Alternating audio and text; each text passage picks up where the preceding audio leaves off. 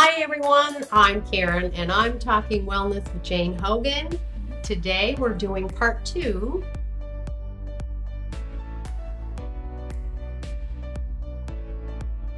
Jane is going to speak to us today about leaky gut syndrome. She's going to talk about the causes, but then she's going to go through a series of symptoms which may surprise you.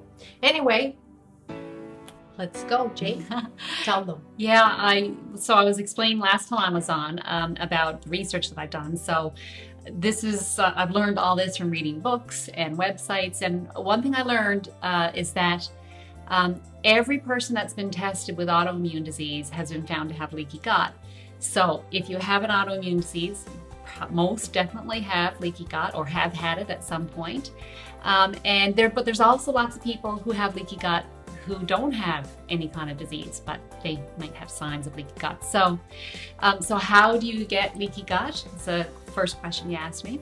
So leaky gut can come from food that we eat, and I can get into more detail with that later. And then you can kind of develop some food sensitivities then, and that can then exacerbate the leaky gut. And then exposure to toxins possibly in your food or otherwise can also cause leaky gut.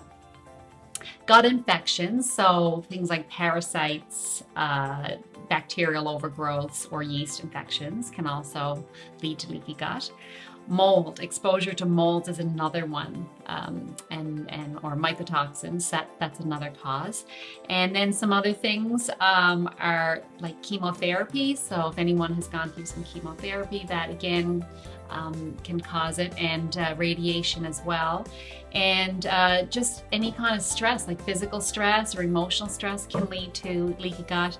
And then surgeries, just because when things get opened up, they may not get put back in the same way. There may be some scar tissue, and that can lead to leaky gut.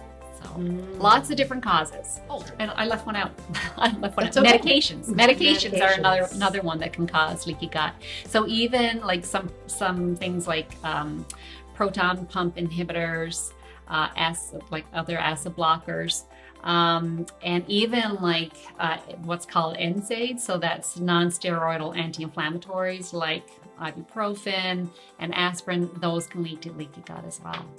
Wow. So these are things we all take from time to time. Yep. Or used to. Yeah, not me anymore.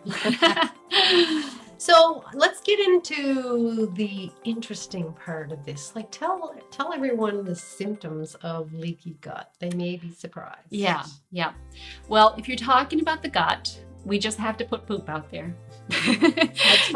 You can't talk about gut health without talking about poop. So the digestion is a sign of leaky gut, poor digestion. So how do you know if you've got poor digestion? Well, you're having either a diarrhea or constipation, fewer or more than like 1 to 3 bowel movements a day. The bowel movements are not like formed.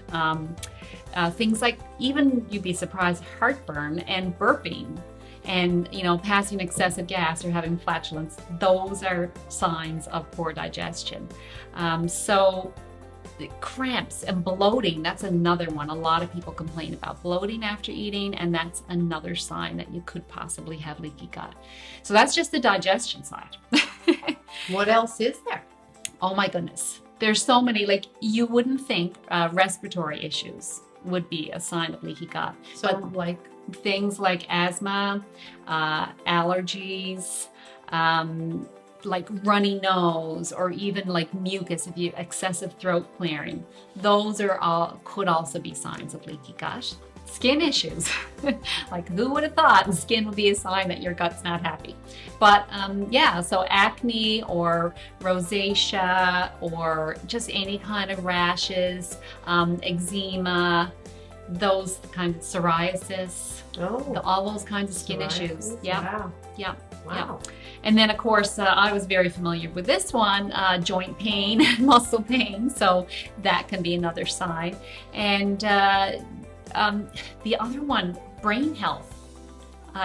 people might just be really surprised about that. But, like having, people call it brain fog. So, or like a lot of headaches, migraines, ADD or ADHD, anxiety, mood swings, depression, a lot of those are signs of poor gut health, which seems very surprising to a lot of people. And then there's also hormone issues. So things like, PMS, irregular periods or very painful periods. So those as well. I've been reading a lot about it myself, and it's quite extraordinary that it's everywhere. Yeah, I've been reading a lot about it in my studies as well, and it's just surprising how it's crossing all of these areas, like brain health or skin conditions, and even I think like just having chronic fatigue and insomnia. Any of those things can also be a sign of leaky gut. So it's like, I know when people hear this, everyone's going to say, well, I got it too. Do I have leaky gut? And it's quite possible, especially if you got more than one of those. In one of those areas, you probably do have leaky gut. If we're not eating properly, not sleeping properly, and we don't have a good gut flora, chances are we're not going to feel well. And I guess that's what we need to do. So Jane, why don't you just kind of run through, we're probably going to have you back and do this in a bigger way, but why don't you just run through some things that we can look at doing to help this along? I kind of look at it, Karen, as like 6 different areas. So I think of food and nutrition as one area. And that's a huge area. I mean, you got to put good stuff into your vehicle to make it run properly. We treat our cars better than we treat our bodies, a lot of us. So food and nutrition is one big part, and then sleep is another huge one. Like you just need sleep. We don't get enough sleep generally in our society. A lot of us are sleep deprived, and especially if you're trying to heal, your body heals when it's sleeping, and you really need that sleep to heal. We take our sleep for granted, and sometimes that restorative sleep is what you actually need to start to heal. Exactly. Yeah, movement is another big one. So our bodies are meant to move. They're not meant to be sitting down all day and not doing. So movement, and then doing appropriate movement and listening to your body. That doesn't mean, go out and run a marathon and that's going to be good for you. You got to listen to what your body's telling you. So, but movement is key. And the 4th area I think of as being relaxation. In our kind of culture, we're in a fight or flight response a lot of time, and that means that we've got a lot of hormones running that shouldn't be running like they are, and so we need to kind of really bring it all down and get into the rest and digest kind of mode. So you can do that through relaxation. So I mean, it could be as simple as breathing, it could be getting into meditation, it could be just walking, mindfulness, that kind of thing. So all of that to me is in the relaxation side. And then the next thing is protection. So what I mean by protection is protecting your body from, toxins.